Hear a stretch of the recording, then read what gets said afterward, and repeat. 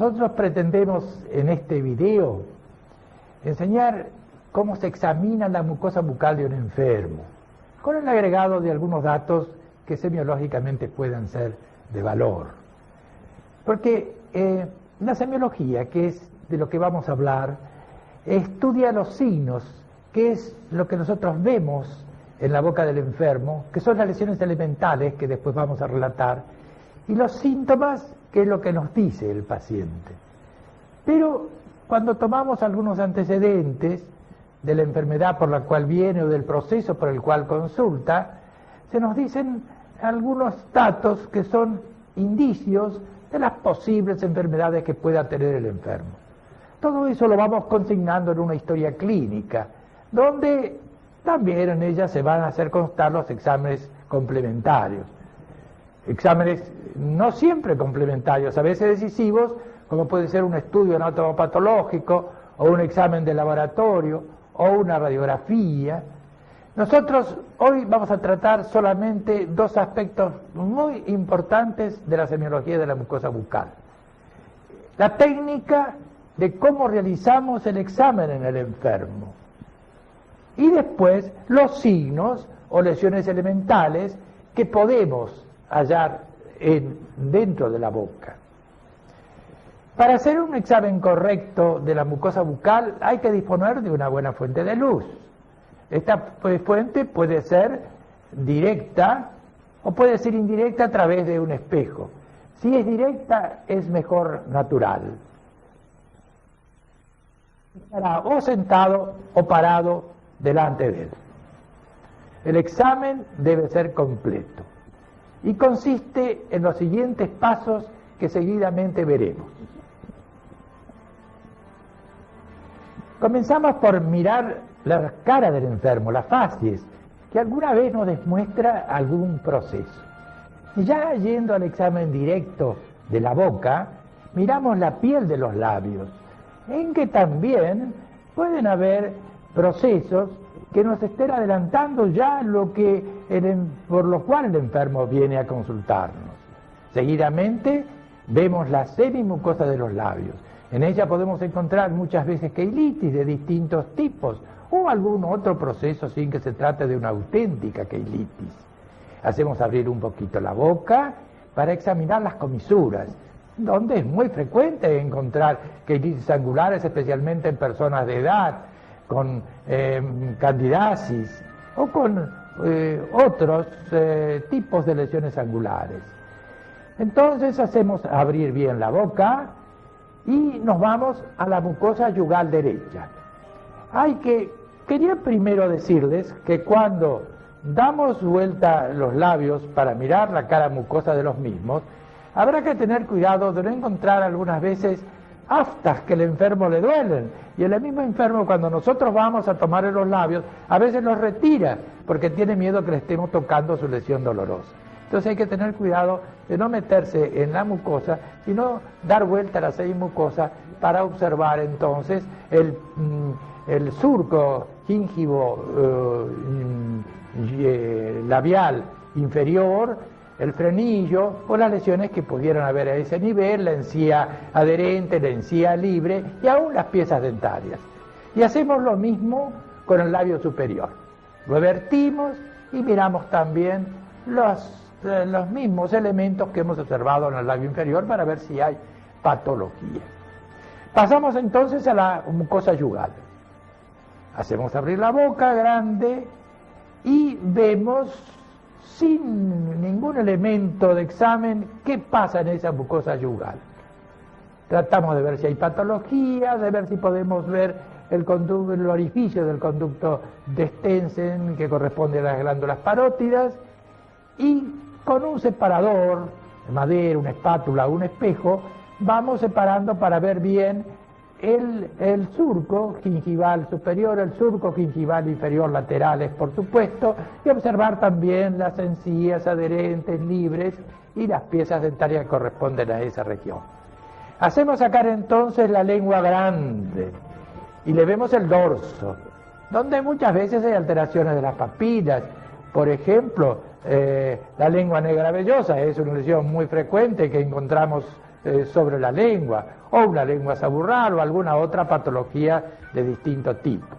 Observado bien el dorso de la lengua con las papilas fungiformes, las papilas filiformes, traccionamos la punta de la lengua, la traemos hacia nosotros con una gasa y entonces la lateralizamos hacia un lado o hacia otro.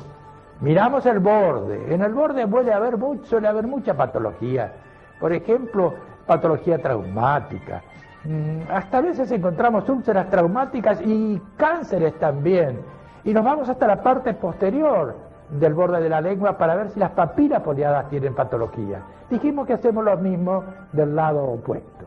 ¿Qué nos falta ver? Todavía algo más, que es el piso de la boca, que generalmente la gente no lo mira, no lo ve y se escapa, a veces es una patología muy importante. Hasta cánceres se han escapado por no mirar ese piso de la boca. ¿Cómo hacemos para mirar el piso de la boca? Le decimos al paciente que ponga la punta de la lengua contra el paladar, con la boca abierta. Y entonces miramos el piso de la boca también con su frenillo o con los elementos que corresponden a esa zona y vemos si existe o no existe patología. Falta algo más. ¿Qué falta? El paladar duro, el paladar blando. Hacemos abrir grande la boca y miramos el paladar duro y el paladar blando. En el paladar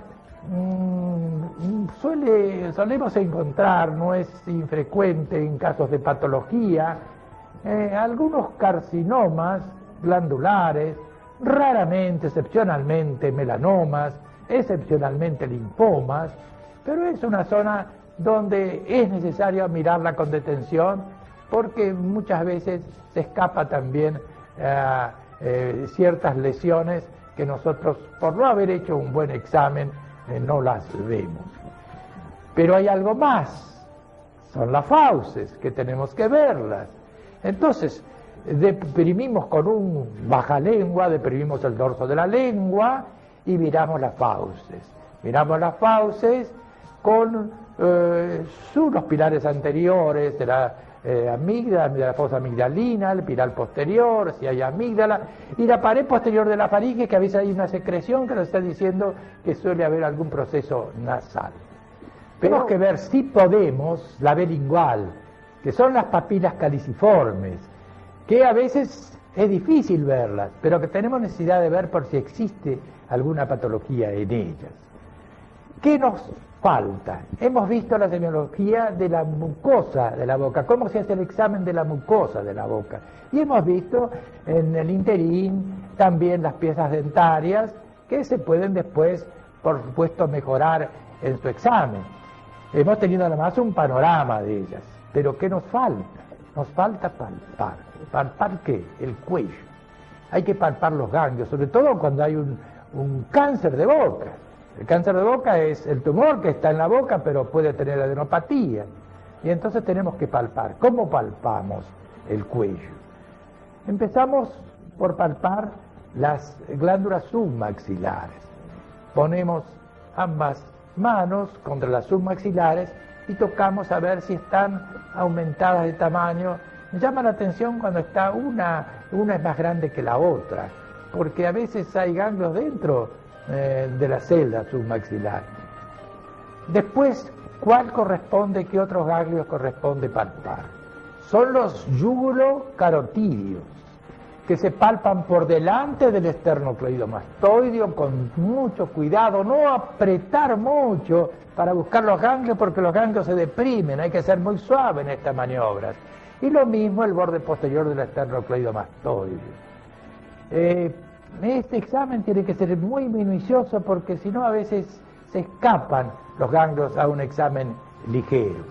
¿Y qué más? Hay ganglios que también hay que buscarlos y palparlos en la cara.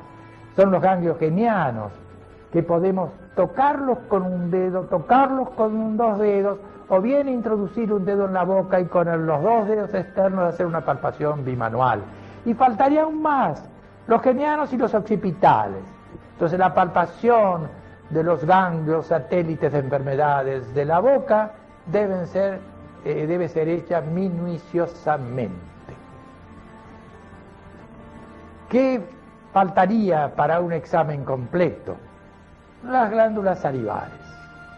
las glándulas parotídeas, que a veces tienen su patología, se agrandan, aumentan de tamaño, ver si es una más grande que la otra, y tocar, además de las glándulas parotídeas, también las submaxilares, que cuando palpamos los ganglios ya tuvimos alguna idea de las mismas. Por fin, vamos a ver cómo está la articulación temporomandibular. Hacemos abrir la boca a la enferma y tocamos con los dedos a ver si sentimos algún ruido que nos demuestre alguna patología de la articulación temporomandibular. Pero es lógico que esa patología a veces suele ser muy difícil y tiene que estar en manos de un especializado. Pero en ocasiones está en relación con alteraciones de la mucosa bucal. Corresponde, si hemos encontrado alguna lesión en la mucosa, palpar. La palpación es indispensable.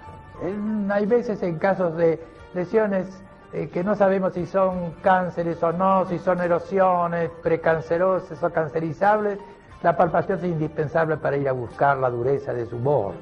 Hay que palpar con un dedo unilateralmente al principio, y hay ocasiones en que hay que palpar bidigitalmente, es decir, con dos o un dedo colocado por debajo del maxilar o por fuera en la cara y por dentro donde está la lesión.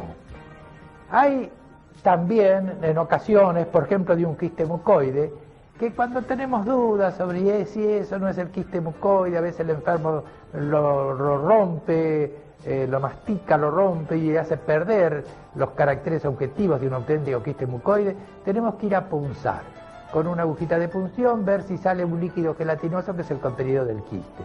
Y esa misma aguja de punción puede servir a veces para tomar la sensibilidad de la mucosa de la piel, cuando en caso de, por ejemplo, destrucciones por cánceres de la boca, donde a veces se altera la sensibilidad.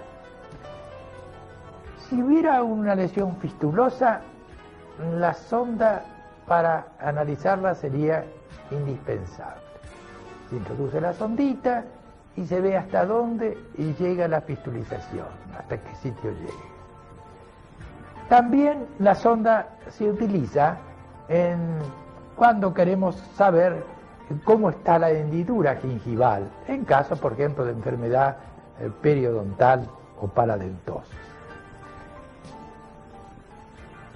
A veces, en raras ocasiones, con azul de toluidina al 1%, pincelamos la lesión para saber exactamente dónde tenemos que hacer la biopsia.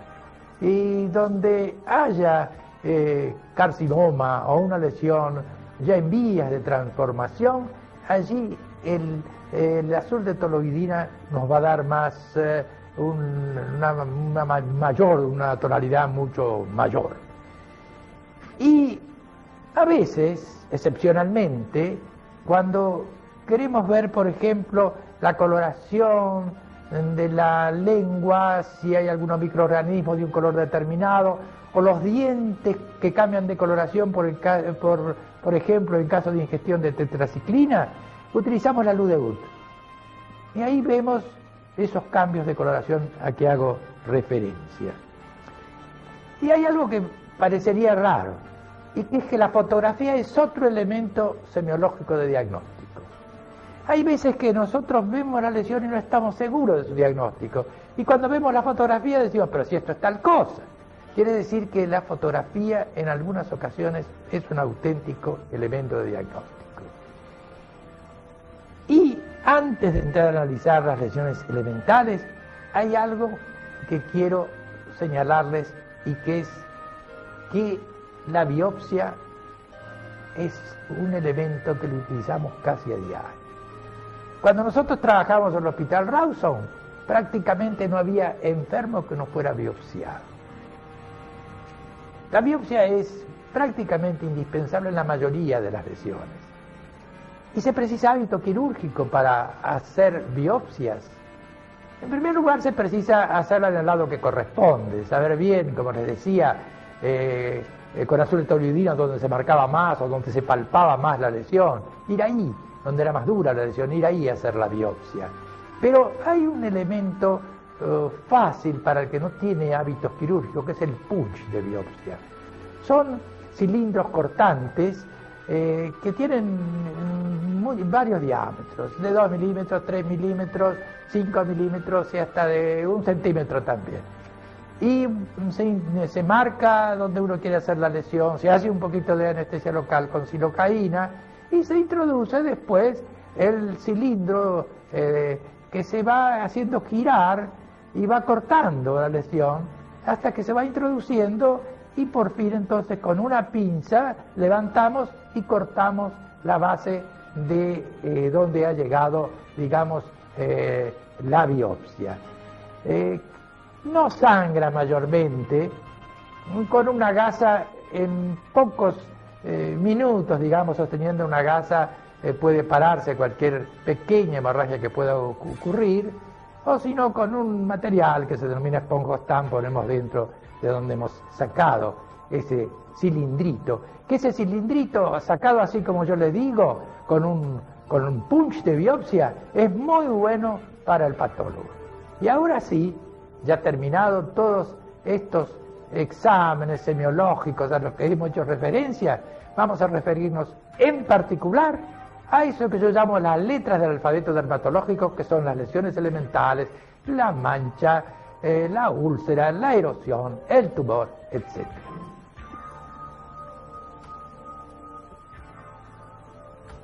Las lesiones elementales de la mucosa bucal, como dijimos, son como las letras de un alfabeto que es indispensable para conocer un idioma. En dermatología nosotros lo llamamos lesiones elementales y así también las designamos en estomatología. ¿Por qué un atraso en el conocimiento de la especialidad? Porque prácticamente todas las lesiones se agrupaban, o afecciones, se agrupaban como gingivitis, glositis, estomatitis. Es como si nosotros frente a un enfermo con algo en la piel dijéramos tiene una dermatitis. Carece de significado. El diagnóstico de un proceso en la mucosa bucal se hace en base a establecer si estamos frente a una erosión, como dije, a una úlcera, es decir, una ampolla, una vegetación, una lesión elemental. Posteriormente, por intermedio de un razonamiento basado un poquito en una clínica básica, se tienen en cuenta las enfermedades que pueden dar esas lesiones elementales. Por ejemplo, una ampolla. ¿Quién da ampolla? Los pénfigos, penfigoides. Y con una pequeña conocimiento, como digo, de la clínica, se puede llegar a tener 2 o 3 procesos que puedan dar lugar, por ejemplo, a esa ampolla. Y después, ¿qué pasa? ¿Qué hacemos?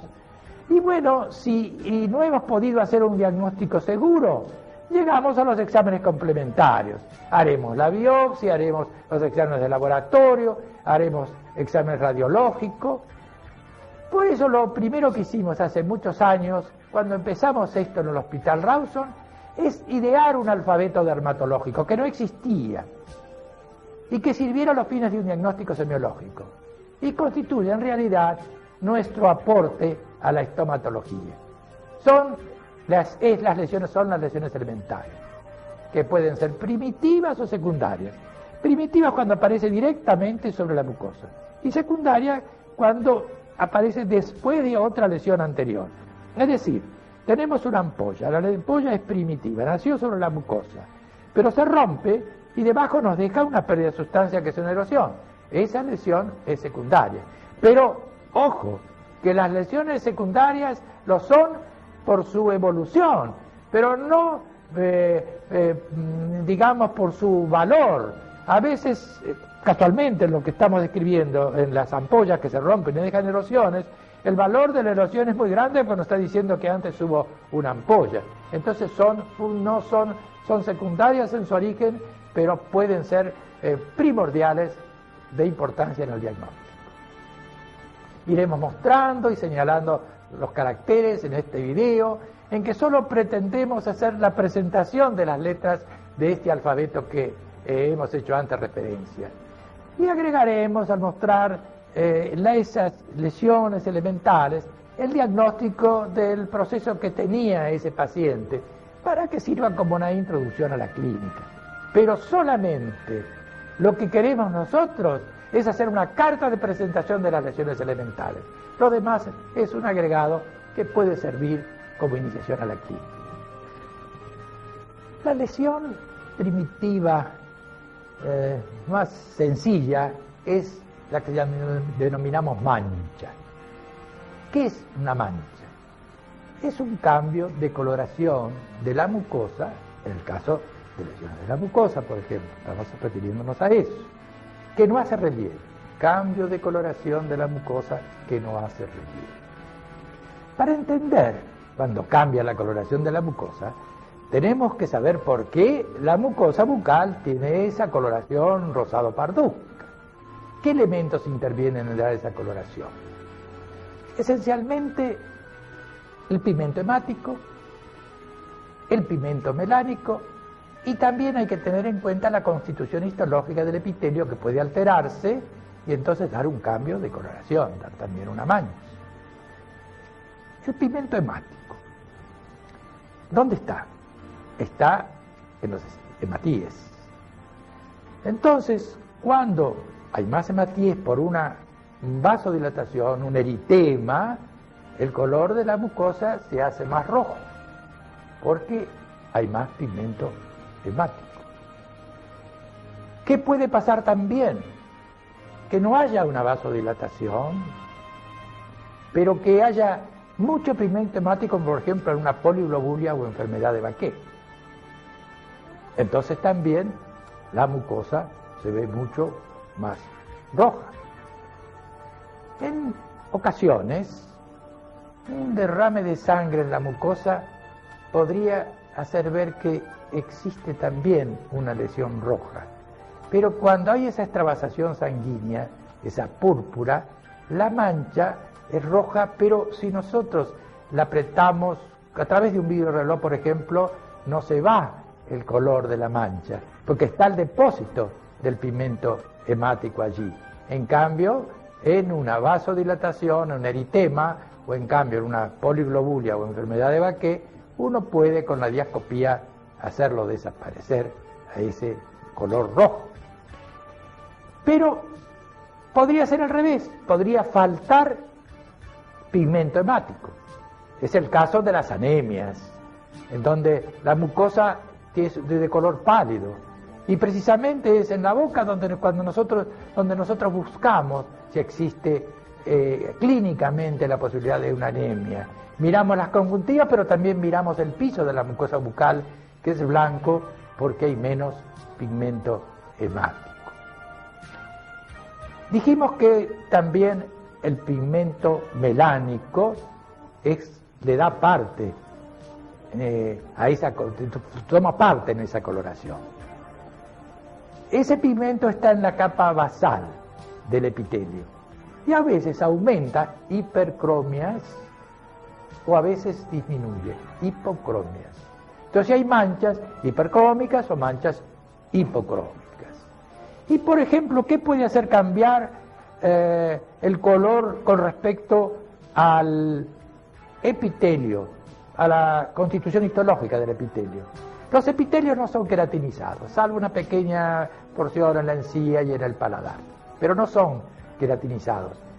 Cuando se queratinizan son blancos. Entonces en una leucoplasia, una mancha de leucoplasia, un líquen, es blanco porque se ha queratinizado el epitelio. Entonces hasta ahora vimos como los tres elementos que constituyen que dan lugar a la coloración normal de la mucosa, pigmento hemático, pigmento melánico y constitución histológica de la mucosa, son los que pueden dar manchas cuando se alteran. Pero hay algo más. Hay pigmentos que no intervienen en la coloración de la mucosa. Por ejemplo, la bilirrubina. Pero cuando ictericia se pone amarilla la boca. ¿Por qué? Porque aumenta el pigmento que normalmente no intervenía, pero ahora está en tal cantidad que ya sí interviene y entonces aparece la mucosa con un color amarillento.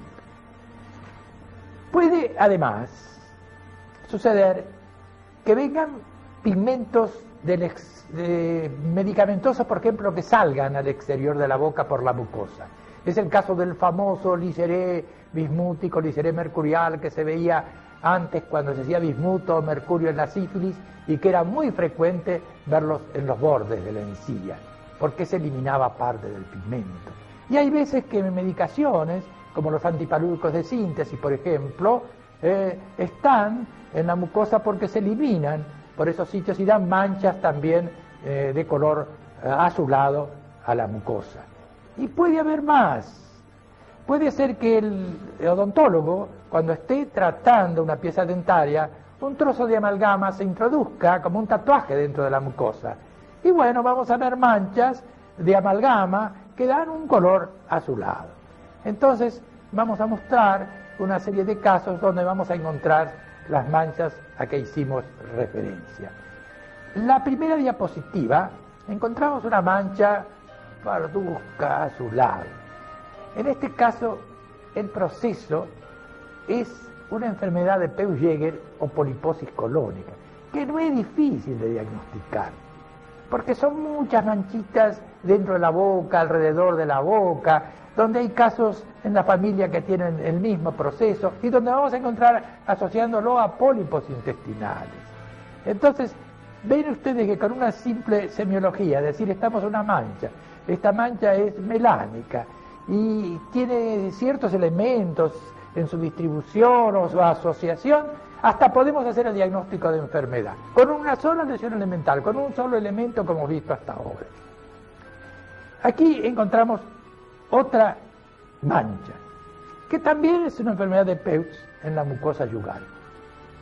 Y fíjense acá en otro caso, esta mancha que parece tan insignificante en la encía. ¿Saben lo que es? Un melanoma. Es un cáncer prácticamente incurable.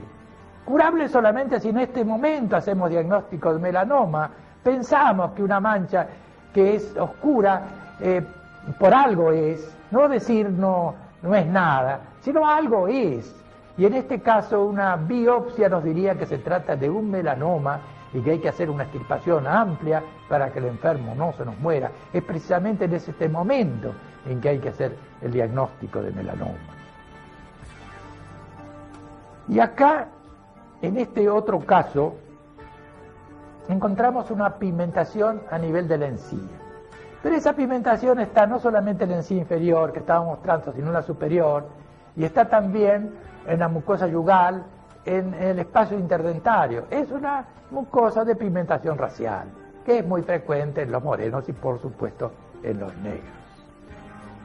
Y este otro caso, ¿qué es? Parecía un melanoma, podría serlo, pero en este caso solo era un nevo. Pero el nevo melanocítico, el nevo como este que tiene células que tienen melanocitos, hiperplasia de melanocitos, es un nevo importante, hay que sacarlo, porque es uno de los precursores del melanoma. No quiere decir que el melanoma siempre nazca sobre el nevo, pero una de las formas con que nace el melanoma es sobre un nevo melanocítico, como en este caso. Entonces, hacer el diagnóstico de nevo melanocítico, si no se puede clínicamente a través de una biopsia, y extirparlo porque puede ser precursor de un melanoma. Y en este otro caso, un colorcito azulado, chiquito, una manchita pequeña, chiquita. Es un nevo también melanocítico, pero es un nevo azul. El melanocito acá está en la profundidad del corion y entonces da ese color azulado. Cualquier pigmentación melánica en la profundidad de un corion o de una dermis, en lugar de dar un color negro, da un color azulado. Por eso que vemos el color azulado, y el nevo por eso se llama nevo azul, que también hay que sacarlo. Y ahora viene lo que les había hablado antes, en este caso. Es la eliminación del bismuto, es un gliceré bismútico, porque el enfermo se hacía inyecciones de bismuto que hoy prácticamente ya no se hacen. Y acá en este paladar, ¿qué mancha vemos? Esa mancha azulada. Es porque estábamos haciendo antipalúdicos de síntesis. Estábamos haciendo nivaquine para un enfermo con un lupus eritematoso y nos apareció esta mancha azulada. Es claro que es difícil, así por la clínica, objetivamente decir qué es esta mancha, pero sabiendo que el enfermo está haciendo inyección, está tomando antipalúdicos de síntesis y que los antipalúdicos de síntesis pueden dar manchas en la mucosa bucal de este tipo azulado, y habrá que pensar si no es una mancha por el antipalúdico de síntesis. Quizá la biopsia nos ayude muy poquito, pero podría, en fin, ayudarnos frente al examen, sacándole el antipalúdico, cambiándolo por otro medicamento que pueda ser útil para el lupus eritematoso, ver si se elimina, pero prácticamente queda mucho tiempo. Pero por lo menos si hacemos la biopsia estamos seguros que no es un melanoma y que no es un neo al cual tengamos que extirpar, o que no es ni un PUG, ninguna de las lesiones que nosotros hemos mencionado. Y acá tienen una manchita azulada. ¿Se acuerdan que yo les decía que a veces tatuajes de amalgama daban manchas? Y bueno, acá hay una mancha por un tatuaje de amalgama. Y vean la radiografía posterior, cómo se ve un puntito blanquecino allí en el aire, que casualmente la amalgama es opaco a los rayos y nos da este tipo de coloración. Fíjense esta pigmentación, en este caso en la lengua. Qué pigmentación tonta. Y sin embargo es una enfermedad de Addison. Es una enfermedad grave, que da una anemia grave y que hay que saber diagnosticar. Es decir que, vuelvo a repetir, no decir que esta pigmentación no es nada, algo es. Y en base al examen de esta mancha, en base a otros exámenes, a ver si hay anemia en el enfermo, a los exámenes complementarios, a los exámenes hematológicos que corresponden, establecer que este enfermo tiene un Addison, con los exámenes endocrinológicos, etcétera. Pero partimos de que el enfermo tiene una mancha en la lengua que tenemos que decir que es, y en este caso corresponde a un Addison. Y veamos al revés ahora. Vimos pigmentaciones por exceso de pigmentación o por tatuajes. Vemos ahora en este caso cómo en lugar de una hipercromia tenemos una hipocromia. Bueno, es fácil, es un vitiligo. Hipocromias no hay pocas, pero en este caso ven que no solamente hay una hipocromia en los labios, sino también una hipocromia en las manos. Es un vitiligo. Y miren este otro caso con una mancha roja en el paladar. Es toda roja, no solamente todo el paladar y todo rojo. Es una poliglobulia o enfermedad de Baquet. ¿Y el examen cómo se hace? Sacándole sangre, un examen hematológico. Y ahí vamos a ver que hay una cantidad enorme de glóbulos rojos que nos están diciendo que es enfermedad de Baquet. ¿Y por qué podemos decirlo? Es decir, la boca nos sirve, yo no digo que sea el único elemento, pero frente a una boca roja como en esto tenemos que pensar una enfermedad de Baquet y hacer un examen hematológico, y con eso concluimos el diagnóstico. Al revés, yo les dije que también cuando disminuía el pigmento hemático, entonces podía haber anemia. Miren esta lengua donde se ve la anemia. Les vuelvo a repetir que cuando un clínico busca anemia, clínicamente, sin examen hematológico, mira la conjuntiva o mira el piso de boca. Yo miro el piso de boca y digo, a este enfermo hay que hacerle un examen hematológico porque creo que puede tener una anemia. Y ahora viene esas manchas rojas que yo les decía que no desaparecían apretándolas con un vidrio de reloj, que son las púrpuras. Esta es una púrpura. Púrpuras es difícil, digamos, solo con el examen de la mucosa bucal decir qué clase de púrpura es. Sin embargo, a veces van a ver ustedes más adelante con otras lesiones elementales que se ven en púrpura, como yo puedo pensar o presumir una lesión hematológica. Pero acá no nos queda más que decir que es púrpura y estudiar al enfermo a ver por qué tiene esa púrpura. Y ahora van a ver dos casos donde las alteraciones del epitelio transforman el color rosado, parduzco del epitelio en un color blanquecino. En el primer caso, ¿qué es? Es un líquen. Esa mancha blanca arborizada ya está haciendo el diagnóstico. No hay manchas blancas arborizadas que no sean líquen. ¿Y por qué se produce esa mancha? Les dije porque acá se queratinizó la mucosa, pero se queratinizó de una forma muy especial, porque también en este otro caso que vemos hay una lesión blanca. Pero ¿qué pasa acá? No es una lesión así como las ramas de un árbol, es una lesión homogénea, blanca. Acá es una leucoplasia. Hubo también queratinización de la mucosa, pero con otro aspecto, con otra forma. Llevamos la ampolla, saldría todo el contenido, no quedaría nada el contenido de la ampolla. Pero esto es, digamos, es solamente teórico, porque las vesículas son tan chiquititas que al pincharlas ya se rompe toda la vesícula y la ampolla no. Pero, ¿qué ocurre? Que vesículas hay en muy pocos procesos de la mucosa bucal. En el herpes simple, en el herpes zóster, que tiene una disposición en ramillete que ya hace su diagnóstico en el herpes zóster con su gran dolor. En cambio, las ampollas no tienen esa disposición en ramillete, de manera que sin necesidad de recurrir a pinchar, a ver si es una vesícula o una ampolla, por su aspecto nosotros vamos a darnos cuenta si es una vesícula o una ampolla. La pústula da pus y las vesículas ampollas tienen un contenido seroso o hemorrágico y la pústula tiene un contenido purulento. La pústula es rara en la mucosa bucal. Y les voy a decir otra cosa, que las ampollas y las vesículas muchas veces no se ven como ampollas y vesículas, se ven como erosiones. La erosión es la pérdida de sustancia superficial secundaria a una ampolla o una vesícula. ¿Se acuerdan que yo les decía que a veces era secundaria en su producción, pero no secundaria digamos, el interés? Bueno, vamos a mostrar ahora distintos tipos de vesículas y ampollas. Miren estas lesiones a contenido líquido. ¿Qué diagnóstico harían ustedes? Inmediatamente me dirían por su disposición en ramillete, este es un herpes. Y yo le diría que sí, que tiene razón.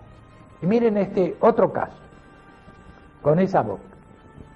Son pequeños elementitos, pero múltiples. Además es un chico que le duele mucho la boca, que no puede comer, que tiene ganglios, porque es una primo-infección herpética. Entonces fíjense con qué poquito de semiología y qué poquito de clínica uno puede llegar, no solamente a hacer diagnóstico de herpes simple, sino hasta decir que es una primo-infección. Miren otro caso. Este caso todo el mundo va a diagnosticar, a pesar de ser lesiones a contenido líquido, por su disposición, ¿qué van a diagnosticar? Herpes. Pero este es un herpes recurrente. Miremos este otro caso, de gran importancia. Este caso es un pénfigo. Yo estoy mostrando cómo levanto el techo de la ampolla que se rompió por la masticación, al hablar se rompen. Estoy mostrando cómo con una pinza puedo levantarlo y bajo ver la erosión, pero eso es por una ampolla. Y las ampollas se ven en los pénfigos y en los penfigoides. Penfigoides son parecidos a los pénfigos. Hay muchos penfigoides. Un penfigoide ampollar, la enfermedad de Diurin, la dermatitis ampollar mucosinequiante y atrofiante del Hortal-Jacob. No se quejen por todos estos nombres. Dermatitis porque toma la piel, ampollar porque da ampollas, muco porque toma la mucosa, sinequiantes porque da adherencias. Las ampollas dan como sinequias, como adherencias, y del Hortal-Jacob porque fue el que la describió. De manera que son nombres, pero que obedecen a procesos que hoy se llaman penfigoides cicatrizales porque, como les dije, esas ampollas dan como cicatrices. Entonces, esto es que estamos viendo es un pénfigo, y estoy levantando la ampolla del pénfigo. Y fíjense, otro caso de pénfigo, como no se ven prácticamente más que erosiones. Un pénfigo vulgar, enfermedad grave, que hay que tratarla de entrada muy bien con grandes cantidades de corticoides para que el enfermo pueda sanar. Yo recuerdo que en el Hospital Rawson, cuando no existían los corticoides, estos enfermos vivían en piecitas hasta que se morían. Teníamos piecitas y hasta sentíamos que había un pénfigo en la sala por el olor, que sería otro de los elementos semiológicos. El olor sugiere dice que tiene una gangrena o que tiene un pénfigo. Nosotros en los tiempos que había muchas gangrenas, entrábamos a una sala y olíamos a que hay una gangrena. En la sala quirúrgica encontraba una gangrena que inmediatamente lo sacaban. Pero los dermatólogos, el olor al pénfigo, es claro que lo sentimos cuando entramos a una sala. Pero pénfigos muy avanzados, que en este momento ya no se ven por la acción de las medicaciones actuales. ¿Y qué es esto? Esto que ven ahora, este caso que ven ahora, es un penfigoide ampollar. Y ustedes me dirán, ¿y cómo sabe y cómo lo diagnostica? Bueno, clínicamente tiene algunas cosas muy especiales. La localización en la piel se hace en sitios siempre en los mismos sitios. Pero yo tengo la histología. La histología difiere en el pénfigo y en los penfigoides. En el pénfigo, las ampollas son intraepiteliales y por acantolisis. Acantolisis significa acanto es punta y lisis de las puntas, se disgregan las puntas. Como las células matrillanas tienen como puntas y acanto células sueltas, el organismo las llena de suero y hay una cavidad. Bueno, eso es fácil, es muy fácil aún hacer el diagnóstico de pénfigo por la histología, y aún lo es fácil por la citología, y aún lo es fácil en la piel de un enfermo con pénfigo porque uno le aprieta la piel y la piel se forma como una ampollita, que es el signo de Nikolsky.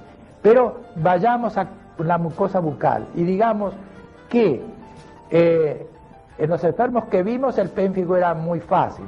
En este pénfigoide no es tan fácil clínicamente, pero lo es fácil histológicamente. Y miren este otro caso. Ni parecen erosiones, ni parecen ampollas. Hay como adherencias, como sinequias, decimos nosotros, que está demostrando que puede ser una dermatitis ampollar mucosinequiante y atrofiada de los tallos cortos. Y que el diagnóstico se puede hacer clínicamente, presumirlo, pero se puede hacer histológicamente, y cuando no se puede hacer histológicamente, por el examen de los anticuerpos en la sangre, anticuerpos circulantes que son distintos en cada una de las enfermedades. Y veamos este otro caso. Es tan fácil el diagnóstico. Ampollas hemorrágicas en la semimucosa de los labios, superior e inferior. Una cosa brusca, una enfermedad brusca que vienen con ampollas hemorrágicas en los labios superiores e inferiores. De repente, ver eso, se debe pensar de inmediato en el eritema polimorfo. Es evidente que tiene que haber otras lesiones dentro de la boca, quizá en la piel, hay casos que toman los ojos, hay casos llamados de Steven Johnson, ectodermosis pluriorificiana que toman todos los orificios, pero de todas maneras debemos pensar de inmediato en un eritema polimorfo y buscar el origen, que a veces es iatrogénico, es decir, por alguna medicación, otras veces es infeccioso, y hasta el virus del herpes simple puede darlo. Pero el diagnóstico clínico es ese, y hay que ratificarlo, como les decía, con otros exámenes. Y vean esta ampolla hemorrágica. Es un chico que tiene ampollas desde que nació, y tiene ampollas en las manos, que se le rompen, dejan algunas cicatrices. Esto es una epidermolisis ampollar, distrófica, porque la forma simple de epidermolisis no se ve en la boca, solamente da lesiones a nivel de las manos o de las manos, pero no de la boca. Cuando hay en la boca son formas distróficas y no formas simples. Y vean por fin, en lo que se refiere a lesiones a contenido líquido, este caso. Ustedes ya se han recibido en manchas. Acá hay una mancha blanca, y una mancha blanca que tiene una disposición arboriforme. Ustedes ya saben que es un líquen, pero al lado que ven, una ampolla, porque el líquen puede ser ampollado. Si nosotros estudiáramos líquen y mostráramos las variantes histopatológicas de un líquen, verían cómo entenderían por qué un líquen puede ser ampollado. Y en este caso estamos frente a un líquen ampollado. Líquen que se demuestra por esa lesión blanquecina en aro, y al lado, y también un poquitito, no tan homogénea como se ve, por supuesto, en las leucoplasias, y también que en este caso es un líquen atípico porque es ampollado. Y los líquenes atípicos hay que tener mucho cuidado porque son lesiones bastante serias que hay que saberlas tratar, y el líquen atípico predispone al cáncer. No precisamente en este caso, pero hay líquenes atípicos mucho más violentos que predisponen al cáncer. Y ahora pasemos a otras lesiones, no a contenido líquido, sino sólidas, que es la pápula, el tubérculo y el nódulo. ¿Qué es una pápula? Es una lesión pequeña, bien circunscrita, dura, que se puede ir sola y no deja cicatriz. Como una verruga plana, por ejemplo, que a veces hasta el curandero las puede hacer desaparecer. Y a veces se van espontáneamente. El tubérculo ya no. El tubérculo es dérmico y deja cicatriz. ¿Y qué pasa con el nódulo? El nódulo es una lesión que levanta la mucosa. Es como un globo que levantara la mucosa. Pero ese nódulo puede ser agudo, subagudo, crónico. En boca nos interesan los subagudos, que se denominan gomas. Y esos gomas tienen periodos de crudeza, de reblandecimiento, de ulceración y de cicatrización. Y esos gomas aparecen en las enfermedades infecciosas crónicas. En la sífilis, por ejemplo, teníamos gomas en la lengua, teníamos gomas en el paladar. Y refiriéndonos, volviendo atrás hacia las pápulas. Las pápulas pueden ser a veces epiteliales, pueden ser a veces coriónicas, como la verruga plana epitelial, pueden estar en el corión, como una pápula de una urticaria, por ejemplo, que está en el corión, o pueden ser mixtas, estar en el epitelio y el corión, histológicamente estar allí en los dos sitios. Y eso se ve sobre todo en el líquen, que da una pápula en la piel y a veces la da en la boca, pápula mixta, y también en la sífilis secundaria. Pero fíjense que frente a una pápula, el razonamiento clínico es, ¿qué será? ¿Una verruga? ¿Será una sífilis? ¿Será un líquen? Y bueno, y paren de contar. De manera que el diagnosticar una pápula es importante, diagnosticar un tubérculo que se ve en las enfermedades infecciosas crónicas, importante, y veremos ahora casos con pápulas. Este caso son verrugas planas. Acá tenemos un líquen papuloso, un líquen nítido papuloso. Acá tenemos una pápula gigante y una sífilis secundaria.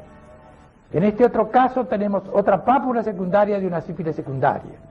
Y acá en el paladar tenemos un tubérculo de un leproso, un tubérculo de una lepra lepromatosa. Y miremos en este mismo caso la cara del paciente donde demuestra la lepra.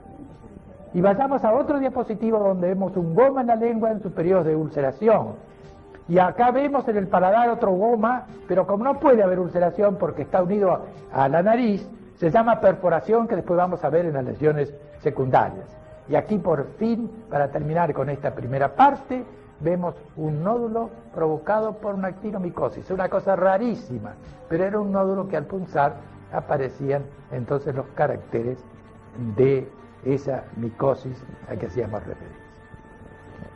Vamos a dejar esta primera parte y en una segunda seguiremos con la descripción de las lesiones elementales primitivas y secundarias. Nada más por ahora.